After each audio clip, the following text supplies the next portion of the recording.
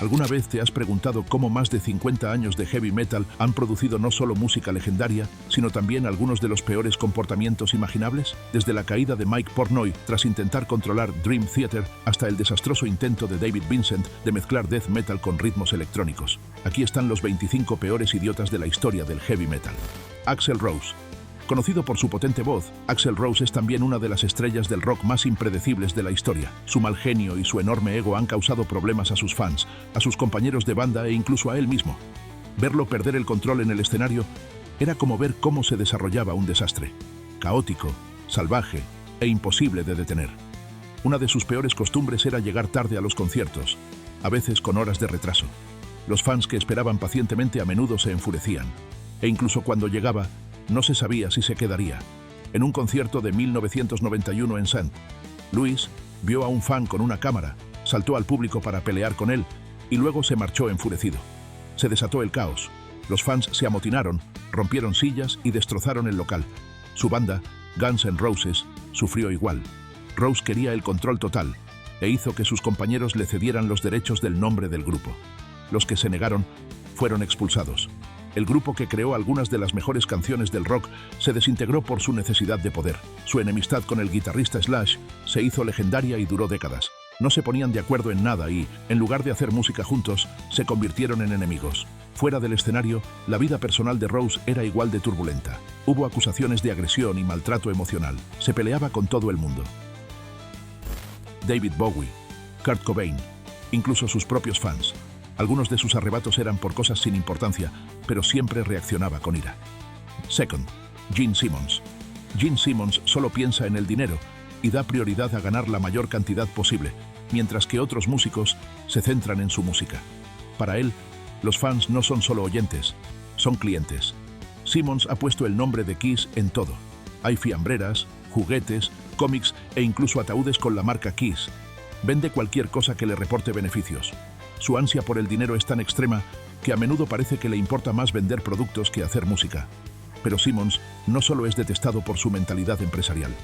Tiene un ego enorme y menosprecia a quienes no han alcanzado su nivel de éxito. Una vez dijo que los músicos que luchan por salir adelante son unos fracasados si no se hacen ricos. Cuando declaró que el rock había muerto, no era solo una opinión, sino que estaba diciendo que nadie más era tan grande como él. Ni siquiera sus propios compañeros de banda se libraron de su actitud fría. Cuando los miembros originales Peter Criss y Ace Frehley luchaban contra la adicción, Simmons no los apoyó. En cambio, se burló de ellos y los trató como si fueran desechables. Dejó claro que la lealtad y la amistad no importaban, solo el dinero. Lars Ulrich. El baterista de Metallica, Lars Ulrich, no es solo el tipo detrás de la batería, es quien movió los hilos detrás de su ascenso, caída y regreso. Le encanta el control y a lo largo del camino se ha ganado enemigos tanto entre los fans como entre sus compañeros de banda. Su lucha contra Napster a principios de la década de 2000 lo convirtió en el enemigo público número uno. A la mayoría de los artistas no les gustaba la piratería, pero Ulrich fue más allá. Persiguió personalmente a los fans y presentó demandas contra personas que habían amado a Metallica durante años. De repente, se convirtió en el malo, tratando a sus propios seguidores como delincuentes. Dentro de Metallica, dirigía todo con mano de hierro. Sus luchas de poder con James Hetfield convirtieron las sesiones de grabación en peleas. El documental de 2004 Some Kind of Monster mostró cómo menospreciaba a Hetfield, ignoraba sus preocupaciones y actuaba como si todas las decisiones creativas tuvieran que pasar por él. Cuando Jason Newsted lo dejó, no fue una sorpresa, era una cuestión de supervivencia. Luego está su forma de tocar la batería. Aunque Metallica se convirtió en una de las bandas más grandes de la historia, su forma de tocar fue a menudo criticada. Sus actuaciones en directo eran irregulares y el infame sonido de la caja en St. Anger hizo que los fans se preguntaran cómo una banda tan grande podía permitirlo. Aún así, por mucho que se quejara la gente, la influencia de Ulrich nunca se desvaneció. En Metallica, el poder importaba más que la habilidad. Tommy Lee. Tommy Lee, el ejemplo perfecto del exceso de las estrellas del rock, utilizó la fama y el dinero para salirse con la suya en demasiadas ocasiones. Su peor momento llegó a finales de los 90, cuando fue condenado por agredir a su esposa, Pamela Anderson. Ella sostenía a su bebé cuando él la atacó, obligándola a llamar a la policía. Le condenaron a 6 meses de cárcel, pero en lugar de aprender de ello, culpó a los medios de comunicación y se comportó como una víctima.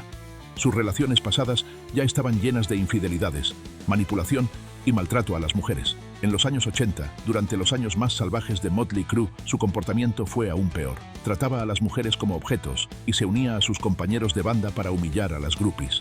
Su libro, The Dirt, no se disculpa por nada de eso, sino que glorifica esos momentos. La infame cinta con Pamela Anderson solo empeoró las cosas. Ella lo vio como una enorme violación de su privacidad, pero Lee aprovechó la atención para alimentar su imagen de chico malo. Incluso con el paso del tiempo, Lee se negó a madurar. A finales de la década de 2010, volvió a ser noticia después de que una pelea borracho con su propio hijo lo dejara inconsciente. En lugar de mantenerlo en privado, lo contó en las redes sociales, demostrando que no había cambiado. Vince Neil. La fama y las fiestas salvajes no lo son todo. El pasado de Vince Neil también está lleno de tragedia y agresividad. A principios de la década de 1980, tras horas bebiendo, decidió conducir su coche deportivo. Su amigo Nicholas Russell Dingley, de Hanoi Rocks, iba en el asiento del copiloto. El accidente que siguió fue devastador. Russell murió en el acto y 2 personas del otro coche sufrieron graves lesiones cerebrales. El castigo de Neil, un breve periodo en la cárcel, una multa y algunos servicios comunitarios. Parecía que tener dinero significaba escapar de las consecuencias reales. En lugar de aprender de sus errores, siguió tomando malas decisiones. Con el paso de los años, se hizo famoso por sus arrebatos agresivos, especialmente hacia las mujeres. A principios de la década de 2000, se vio involucrado en varias peleas, en las que agredió a productores discográficos, personal de discotecas e incluso a una mujer que trabajaba en un burdel de Nevada. Uno de los incidentes más impactantes ocurrió a mediados de la década de 2010. Grabado en vídeo, agarró a una fan por el pelo y la tiró al suelo fuera de un hotel. Incluso el actor Nicolas Cage tuvo que intervenir para detenerlo. A pesar de todo esto, Neil ha sufrido pocas repercusiones profesionales. Motley Crue sigue ganando dinero y él sigue actuando. Sin embargo, sus conciertos se han vuelto vergonzosos. Se olvida de las letras, arrastra las palabras y le cuesta mantenerse en pie. Se niega a reconocer su pasado o a cambiar de actitud, lo que le convierte en una de las figuras más vergonzosas del heavy metal. ¿Cuántas vidas tienen que arruinarse para que la gente deje de perdonarle? Phil Anselmo. Conocido por su talento, Phil Anselmo también es famoso por su arrogancia y su comportamiento odioso. Uno de sus peores momentos llegó a finales de la década de 2010, en un concierto homenaje a su antiguo compañero de banda, Dimebag Darrell. Al terminar el evento, Anselmo levantó el brazo en un saludo nazi y gritó, «Poder blanco». La reacción fue inmediata. En lugar de disculparse, lo restó importancia diciendo que era una broma sobre beber vino blanco. Nadie lo encontró gracioso. No era la primera vez que decía algo ofensivo. A mediados de los años 90, durante un concierto de Pantera, dijo al público que los blancos tenían que recuperar el heavy metal. O bien no le importaba cómo sonaban sus palabras o realmente creía en lo que decía. Después de esto, muchos fans y compañeros músicos se distanciaron de él, pero el racismo no era su único problema. Mientras estaba en Pantera, la adicción a las drogas y el temperamento de Anselmo provocaban peleas constantes. Su relación con Dimebag Darrell y Vinnie Paul se deterioró. Tras la separación de Pantera, insultó a Dimebag en entrevistas, dejando claro que no habría reconciliación. Luego, a principios de la década de 2000, Dimebag perdió la vida en el escenario. Vinnie Paul culpó en parte a Anselmo y se negó a hablar con él hasta su propia muerte, años más tarde. A pesar de su edad, Anselmo siguió siendo agresivo. Sus bandas, Down y Superjoint Ritual, a menudo pasaron a un segundo plano debido a su comportamiento. En los conciertos, arremetía contra los fans, interrumpía los espectáculos para despotricar y reavivaba las disputas con otros músicos. Su negativa a cambiar o a asumir responsabilidades ha arruinado su reputación. En lugar de ser recordado como una leyenda del metal, su nombre está ahora vinculado al odio y la autodestrucción. Varg Vikernes. Varg Vikernes, una de las figuras más infames del heavy metal, no es conocido por su música, sino por los crímenes que lo hicieron famoso. A principios de la década de 1990, la escena del black metal ya era salvaje, pero Vikernes llevó las cosas a otro nivel, más allá de la música.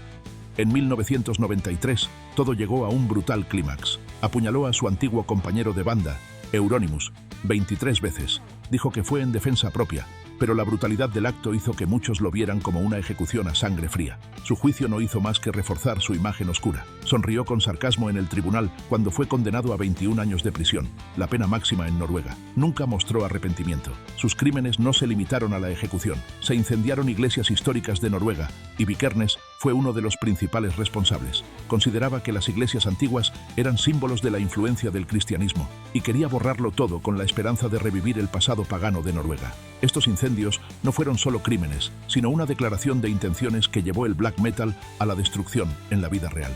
15 años entre rejas no lo cambiaron. Cuando salió en libertad, pasó del fuego y los cuchillos a difundir ideas extremistas. Sus palabras influyeron en movimientos peligrosos en todo el mundo. Jon Schaffer.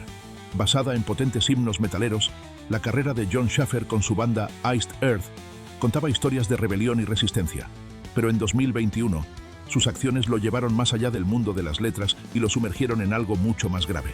El 6 de enero de 2021, el caos se apoderó del Capitolio de los Estados Unidos. Entre los alborotadores se encontraba Schaffer, vestido para la batalla y armado con spray para osos. La rebelión sobre la que una vez cantó se hizo realidad, pero cuando el gobierno lo atraparon, su rebeldía se derrumbó. La caída de Schaffer fue rápida. Ante graves acusaciones, se convirtió en informante y delató nombres y detalles para evitar todo el peso de la ley. Para aquellos con los que una vez luchó, se convirtió en un traidor. Los extremistas de extrema derecha que antes lo alababan le dieron la espalda. En el mundo del metal perdió todo el respeto. Las bandas se distanciaron de él y sus antiguos colaboradores no quisieron saber nada de él. Gaal. Muchos músicos de black metal intentan parecer oscuros y aterradores. Gaal no solo actuaba así, sino que era así. Otros músicos gritaban sobre el infierno y la destrucción, pero Gaal hablaba con calma, lo que lo hacía aún más aterrador. No solo decía cosas impactantes, sino que las creía. Defendía los incendios de iglesias en Noruega, no como una rebelión, sino como algo necesario. Incluso los fans más acérrimos del metal se sentían perturbados por su convicción. En 2002, su lado oscuro se hizo innegable. Capturó a un hombre, lo golpeó durante horas y le extrajo sangre. Algunos dicen que fue un ritual, otros creen que solo era su brutal filosofía puesta en práctica. Cuando fue juzgado, no se disculpó ni intentó cambiar la opinión que la gente tenía de él. Aceptó su sentencia como si fuera una parte más de la vida. La cárcel no lo cambió. Pero Gaal era más que brutalidad. En un panorama musical lleno de hombres duros y a menudo homófobos, sorprendió a todos al salir del armario como gay. Esto no le hizo menos intimidante. Seguía siendo el hombre que había defendido la quema de iglesias y había hablado de la caída del cristianismo. Su reputación se volvió aún más complicada. Glenn Benton. El líder de Deicide, Glenn Benton, se forjó un nombre como una de las figuras más impactantes del metal. Mientras otros usaban símbolos satánicos para llamar la atención, él parecía tomárselo en serio. A principios de la década de 1990, se quemó una cruz invertida en la frente. Fue doloroso, pero lo hizo una y otra vez para que la cicatriz fuera visible. Insistía en que su lealtad a Satanás era real. Algunos pensaban que solo era un truco, pero sus acciones extremas hacían que la gente se preguntara si realmente lo decía en serio. Las palabras de Benton eran tan extremas como sus acciones. Una vez dijo que se quitaría la vida a los 33 años, la misma edad a la que murió Jesús, pero cuando llegó a esa edad, seguía actuando. Más tarde lo restó importancia diciendo que era una broma. Hizo amenazas de muerte contra líderes religiosos y llenó sus letras de brutalidad. Algunos países incluso prohibieron a Deicide tocar por su culpa. Mientras que muchos músicos de metal utilizaban la ira como parte de su actuación, Benton parecía disfrutar llevando las cosas al límite. Pero había un giro inesperado. A pesar de que pasó su carrera atacando al cristianismo, envió a su propio hijo a una escuela cristiana porque ofrecía una mejor educación. Los fans y los críticos lo consideraron una hipocresía. ¿Era realmente tan extremo como afirmaba? ¿O era todo para llamar la atención? The Faust. Conocido no por sus actuaciones salvajes, sino por un crimen real y terrible, Björn Faust Aitun destaca en la escena del black metal. Mientras muchos se dedicaban al vandalismo y a las conversaciones oscuras, Faust hizo algo mucho peor. Quitó una vida.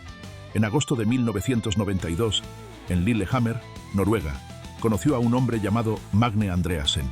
En lugar de marcharse, Faust lo llevó al bosque y lo apuñaló casi 40 veces. No fue un accidente. Fue un acto brutal y premeditado. Después, se marchó como si nada hubiera pasado y siguió tocando en su banda, Emperor. Durante más de un año, evitó ser capturado. Pero a medida que la escena del black metal se intensificaba, la policía investigaba más a fondo. En 1993, su secreto salió a la luz. La policía lo arrestó y fue condenado a 14 años de prisión. Sin embargo, solo cumplió 9 años, lo que mucha gente consideró demasiado poco para un crimen tan horrible. Aún más inquietante fue cómo habló del acto más tarde, sin ningún arrepentimiento, solo con fríos hechos, como si no importara. Infernus. Conocido por su música en Gorgoroth, Roger Infernus Styx tiene una vida personal que revela un lado mucho más oscuro. Sus crímenes y su comportamiento lo han convertido en una de las figuras más controvertidas del black metal. En 2005, fue condenado por agresión, un delito que debería haber puesto fin a su carrera. En lugar de admitir su culpabilidad, afirmó que él era la verdadera víctima y que le habían tendido una trampa. Fue condenado a 3 años de prisión, pero incluso después de esto, se negó a asumir la responsabilidad de sus actos. Además de sus delitos, Infernus era conocido por su arrogancia y su control sobre Gorgoroth. En 2007, sus compañeros de banda Gaal y King of Hell lo expulsaron del grupo. Él se defendió en los tribunales y ganó, demostrando que haría cualquier cosa para mantener el control. Nunca se trató solo de música, sino de poder y de negarse a que nadie lo desafiara. Incluso después de recuperar Gorgoroth, siguió siendo una figura controvertida. Su falta de remordimiento, su actitud agresiva y su pasado criminal hicieron que siempre se le considerara una fuerza oscura en la escena. Mientras que algunos músicos traspasan los límites a través de las letras o las imágenes, las acciones de Infernus tuvieron consecuencias en la vida real. Abad Doom, oculta, que en su día fue una leyenda del black metal noruego, ayudó a dar forma al género como líder de Immortal. Su maquillaje cadavérico y su salvaje presencia en el escenario lo convirtieron en un icono, creando un sonido frío y brutal que definió la escena. Pero la fama no duró para siempre. Los problemas de Abad con las drogas lo hundieron rápidamente. En 2015, su separación de Immortal no fue tranquila, sino un desastre. Las demandas y las peleas públicas por el nombre de la banda convirtieron su legado en una complicada batalla legal. Al final, Immortal continuó sin él, dejando a Abad solo. Empezar una carrera en solitario debería haber sido un nuevo comienzo. En cambio, se convirtió en una espiral descendente. Sus conciertos se volvieron caóticos, tropezando en el escenario, demasiado borracho para tocar.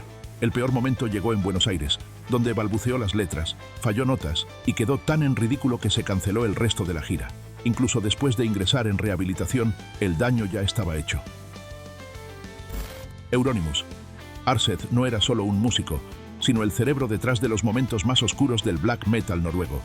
Frío, controlador y fascinado por la brutalidad, llevó las cosas más allá de la música y las convirtió en horror en la vida real. Su acto más impactante se produjo tras la muerte del vocalista de Mayhem, Per Yngve Dead Olin. En lugar de llorar su pérdida, Euronymous convirtió la muerte de su amigo en una leyenda retorcida. Tomó fotos de la escena, conservó fragmentos del cráneo de Dead e incluso utilizó la tragedia como herramienta promocional para Mayhem. No solo fue una falta de respeto, fue cruel. La influencia de Euronymous traspasó los límites de su propia banda. A través de su discográfica, Death Like Silence Productions, y de su infame tienda de discos, Helvete animó a los jóvenes fans a llevar el black metal al extremo, quemando iglesias, propagando la brutalidad y abrazando el caos. Creó un culto al miedo en el que demostrar lealtad significaba cometer crímenes. Pero no era el único que jugaba a este peligroso juego. Varg Vikernes, que en su día fue un aliado cercano, se dio cuenta de las manipulaciones de Euronymous. Su rivalidad terminó de forma brutal. Varg apuñaló a Euronymous 23 veces, poniendo fin a su reinado de forma sangrienta. Kerry King.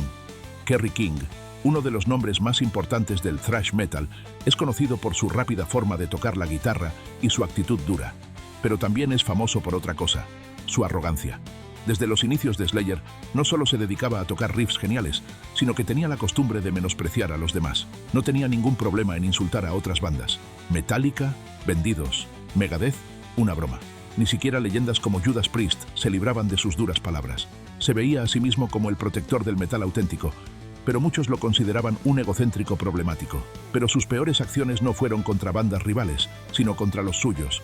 Cuando Jeff Hanneman, cofundador y principal compositor de Slayer, enfermó gravemente, King tomó el relevo en lugar de apoyar a su amigo. Cuando Hanneman murió en 2013, las palabras de King sobre él sonaron vacías, como si estuviera más centrado en su propia carrera que en llorar la muerte de su compañero de banda. Luego estaba Dave Lombardo, el legendario baterista de Slayer.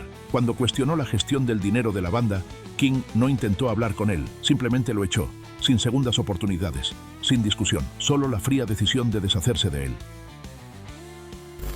Paul Di'Anno. Con el comienzo con el que sueña todo músico, Paul Di'Anno se convirtió en el primer cantante de Iron Maiden. Su energía bruta y su voz punk ayudaron a dar forma al sonido inicial de la banda. El álbum Iron Maiden lo convirtió en una estrella del metal, pero su estilo de vida salvaje pronto se convirtió en su perdición. Mientras el resto de Iron Maiden se centraba en mejorar su música, Di'Anno estaba más interesado en la fiesta.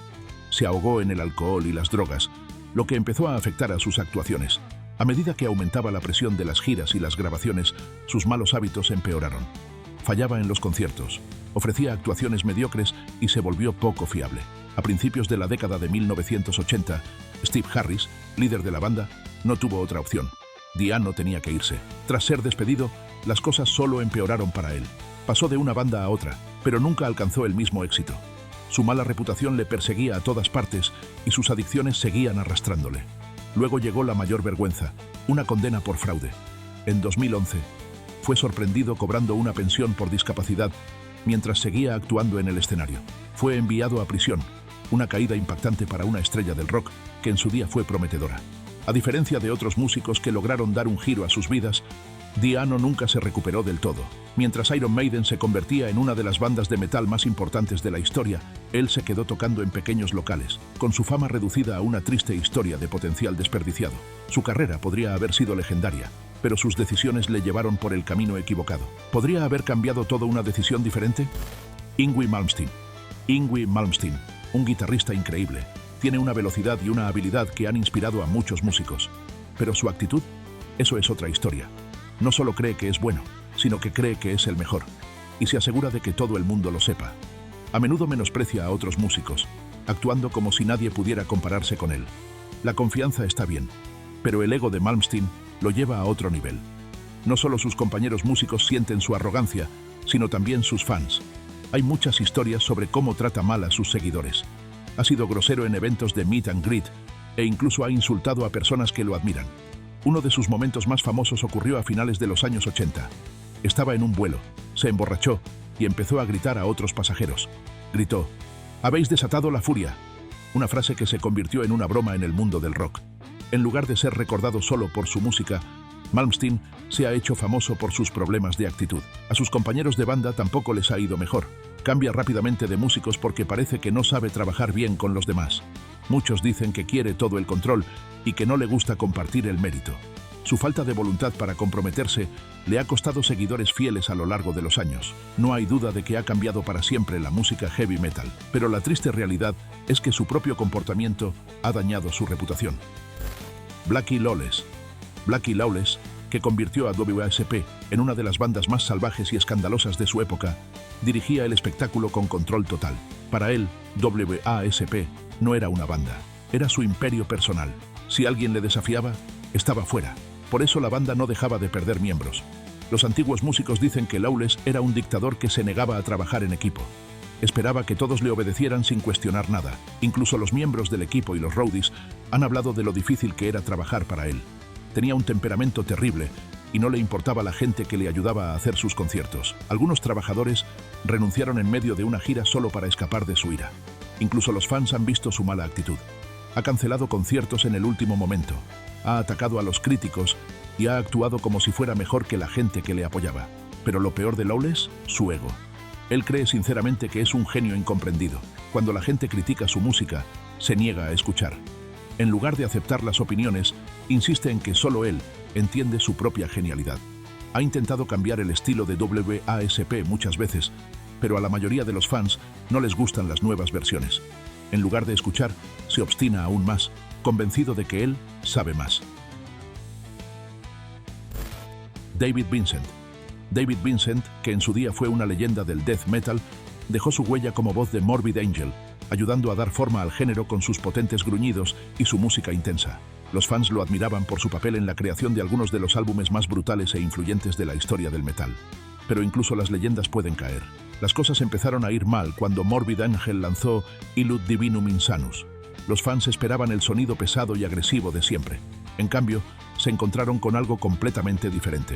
Ritmos electrónicos, grooves extraños y letras que parecían fuera de lugar. El álbum fue un desastre. Los fans lo odiaron. Los críticos se burlaron de él. Se convirtió en una broma en la comunidad metalera. Pero Vincent se negó a admitir el fracaso. Ignoró las críticas e insultó a los fans, diciendo que simplemente no entendían su visión. Esa actitud empeoró aún más las cosas. Morbid Angel, que en su día fue una potencia, ahora estaba pasando apuros. Finalmente, Vincent dejó la banda, pero en lugar de volver al metal, siguió una carrera en la música country fuera de la ley. Mike Portnoy. Mike Portnoy no era solo un baterista, Era la fuerza motriz detrás de Dream Theater. Desempeñó un papel importante en las decisiones creativas de la banda y dio forma a su sonido. Pero a veces, querer demasiado control puede llevar al desastre. Con el paso de los años, la necesidad de Portnoy de dominar la banda se hizo más fuerte. Quería tener más voz en todo. Finalmente, exigió que Dream Theater se tomara un descanso, pero el resto de la banda se negó. Frustrado, les dio un ultimátum. O se tomaban un descanso o lo perdían. Ellos decidieron seguir adelante sin él. Portnoy se quedó impactado. Pensaba que era irreemplazable, pero Dream Theater demostró lo contrario. Intentó volver, pero la banda ya había seguido adelante. Enfadado y amargado, arremetió en entrevistas dejando claro que estaba molesto. Su carrera después de Dream Theater fue accidentada. Tom J. Warrior. Tom J. Warrior, una de las figuras más respetadas del metal extremo, dejó su huella como cerebro de Celtic Frost, creando una música oscura y potente que traspasó los límites. Pero una mala decisión estuvo a punto de destruir todo lo que había construido. En 1988, Celtic Frost lanzó Cold Lake, un álbum que conmocionó a los fans por todas las razones equivocadas. En lugar de su sonido crudo e intenso habitual, presentaron un desastre pulido e inspirado en el glam rock. El álbum sonaba falso, como una mala imitación del rock mainstream. Los fans se indignaron. La reacción fue inmediata y brutal. Al principio, Warrior defendió el álbum, alegando que la gente no lo entendía, pero con el tiempo se dio cuenta de la verdad. Cold Lake fue un error. Más tarde lo renegó por completo, fingiendo que nunca había existido. Pero el daño ya estaba hecho. Por mucho éxito que tuviera más tarde con Triptykon, la mancha de Cold Lake nunca se borró del todo. Danny Filth. El líder de Cradle of Filth, Danny Filth, mezcla el black metal y el gótico de una forma que lo ha convertido en una de las figuras más controvertidas del heavy metal, no solo por su música, sino por su actitud. Utiliza el aspecto oscuro y rebelde del black metal, pero a menudo se burla de él. Toma lo que necesita del estilo y luego lo critica. Los fans han visto este patrón una y otra vez. Abraza el look, gana dinero con él y luego se burla de quienes se lo toman en serio. Filth suele insultar a los fans tradicionales del black metal, tachándolos de elitistas. Pero al mismo tiempo, utiliza su estilo, maquillaje cadavérico, temas satánicos y actuaciones dramáticas, para promocionarse. Se beneficia de una cultura que no respeta, tratando sus valores como un simple truco más. Sus tácticas comerciales son igual de cuestionables. El merchandising de su banda suele utilizar diseños impactantes y ofensivos solo para provocar polémica. Uno de los ejemplos más famosos es una camiseta de Cradle of Filth, con un mensaje anticristiano muy ofensivo. No fue un acto de rebeldía, sino una forma de ganar dinero a costa de la indignación.